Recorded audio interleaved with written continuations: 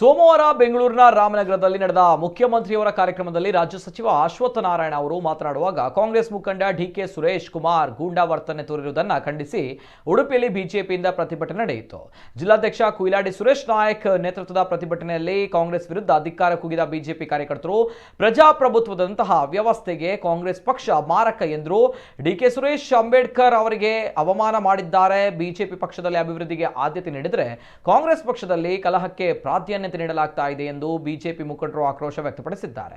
ಮಂಗಳೂರು ಪ್ರಭಾರಿ ಉದಯ್ ಕುಮಾರ್ ಶೆಟ್ಟಿ, ಮಹೇಶ್ ಟಾಗೋರ್ ಸೇರಿದಂತೆ ಬಿಜೆಪಿ ಹಲವು ಮುಖಂಡರು ಪ್ರತಿಭಟನೆಯಲ್ಲಿ ಭಾಗಿಯಾಗಿದ್ದರು. ಇದು ಕಾಂಗ್ರೆಸ್ನ ಡಿಕೆ ಸುರೇಶ್ ಮತ್ತೆ ಎಂಎಲ್ಸಿ ರವಿ ಅವರು ಯಾವ ರೀತಿಯ ಗೂಂಡಾಗಿರಿಯನ್ನು ಮಾಡಿದ್ದಾರೆ, ಏನು ದರ್ಪ ತೋರಿಸಿದ್ದಾರೆ. ಬಹುಶಃ ಇದು ಕಾಂಗ್ರೆಸ್ಸಿನ ಸಂಸ್ಕೃತಿ ಮತ್ತು ಕಾಂಗ್ರೆಸ್ಸಿನ ಒಂದು ಗೂಂಡಾ ಸಂಸ್ಕೃತಿಗೆ ಪ್ರತೀಕ. ನಾಡಪ್ರಭು ಕೆಂಪೇಗೌಡರ ಮತ್ತು ಬಾಬಾ ಸಾಹೇಬ್ ಅಂಬೇಡ್ಕರ್ ಅವರ ಪ್ರತಿಮೆಯನ್ನು ಅನಾವರಣ ಮಾಡಿ ಅಭಿವೃದ್ಧಿ ಕಾಮಗಾರಿಗಳಿಗೆ ಚಾಲನೆ ನೀಡುವ ಈ ಸಂದರ್ಭದಲ್ಲಿ ರಾಮನಗರದಂಥ ಜಿಲ್ಲೆಯಲ್ಲಿ ಕಾಂಗ್ರೆಸ್ ಮಾಡಿದ ಗೂಂಡಾಗಿರಿ ಅಕ್ಷಮ್ಯ ಅಪರಾಧ. ಇವತ್ತು ಕಾಂಗ್ರೆಸ್ಸಿಗೆ ಅಭಿವೃದ್ಧಿ ಬೇಕಾಗಿಲ್ಲ, ತಮ್ಮ ಬುಡ ಅಲ್ಲಾಡೋದಕ್ಕೆ ಶುರು ಆದರೆ ಅಲ್ಲಿ ಗೂಂಡಾಗಿರಿಯಿಂದ ಒಂದಷ್ಟು ಜನರನ್ನು ಬೆದರಿಸಿ ಒಂದಷ್ಟು ಸಾರ್ವಜನಿಕರಿಗೆ ತೊಂದರೆ ಕೊಡುವಂಥ ಮಾನಸಿಕತೆಯನ್ನು ಕಾಂಗ್ರೆಸ್ ಹೊಂದಿದೆ.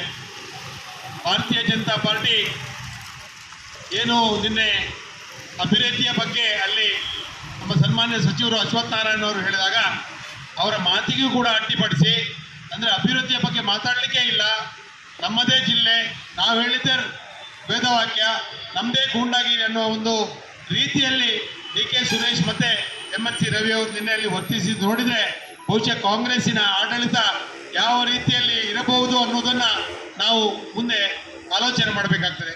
ಇವತ್ತು ಒಂದು ಕಾಲದಲ್ಲಿ ಬಿಹಾರದಲ್ಲಿ, ಒಂದು ಕಾಲದಲ್ಲಿ ಉತ್ತರ ಪ್ರದೇಶದಲ್ಲಿ ಕಾಂಗ್ರೆಸ್ ಆಡಳಿತ ಇದ್ದಾಗ ಇದೇ ರೀತಿಯ ಗೂಂಡಾಗಿರಿ ಕಾಂಗ್ರೆಸ್ ಮಾಡ್ತಿತ್ತು. ಅದನ್ನು ಕರ್ನಾಟಕಕ್ಕೆ ತರುವ ಒಂದು ಹುನ್ನಾರವನ್ನು ಡಿಕೆ ಸುರೇಶ್ ರವರಿಂದ ಕಾಂಗ್ರೆಸ್ ಇವತ್ತು ಮಾಡ್ತಾ ಇದೆ.